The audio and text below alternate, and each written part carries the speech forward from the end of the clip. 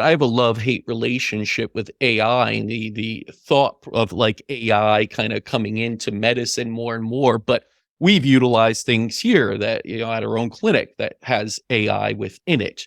It's not to take over the job of the clinician or doctor at all.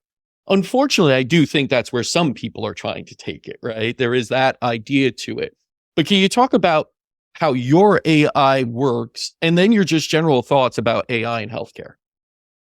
Absolutely. AI is a tool. And like all tools, it should be developed to the extent necessary and applied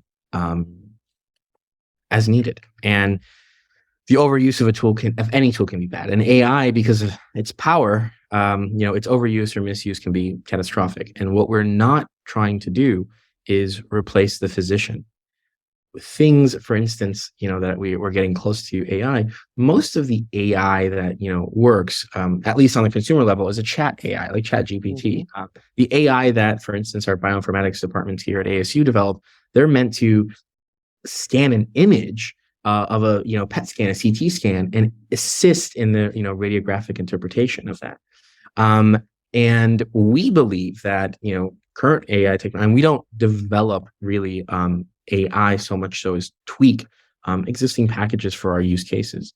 We are developing our own proprietary AI as we add more levels and as we need to increase our analytical capabilities. But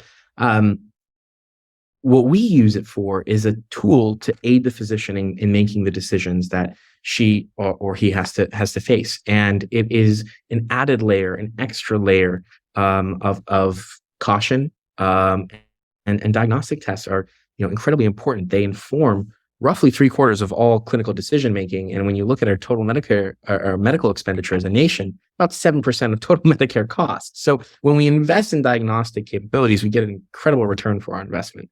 And we don't believe in the thought of replacing the physician is so scary. And we've put that on our test reports. When we give you your disease states, it's very clearly said that this is not meant to diagnose, and you should be using this with a certified healthcare provider. And a lot of people, as I've realized, actually don't see MDs. They don't see a DO. They don't see a allopathic physician. A lot of people see nutritionists, and they take our reports to them. And so when we give their recommendations, we always highlight the fact that they should implement these interventions under the supervision of a healthcare professional. A healthcare professional, you can train an AI on data, but like we mentioned earlier, there's data, there's knowledge, and then there's wisdom. And AI can handle the data just fine, even better than us. There's no competition. But the knowledge and the wisdom that we get from translating data, AI cannot give us yet.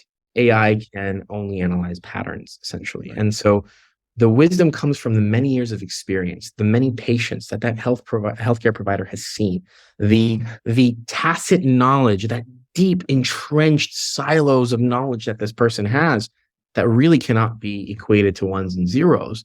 That is something that Theriome will never try to replace.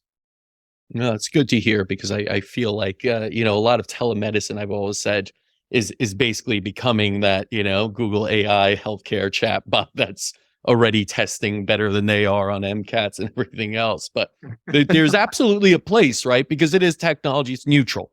It's how you use that then that really matters the most, and especially in healthcare. And you're right, the wisdom and knowledge is so necessary, because you're talking about a human science here. It's literally the science of helping people heal, and it is that human touch to it. So I think it's essential that you utilize that and continue to take technology, use the best of it within the confines of a human science field. And you said it right. You said human a few times. We are not technologists. Although we utilize the most advanced platforms and technologies, our highest priority is not technology. Thereby, we're not technologists. We are humanists. And we understand the fact that human health should be in human hands, more or less. Absolutely. And I hope the rest of medicine, falls back in line with that thinking as well.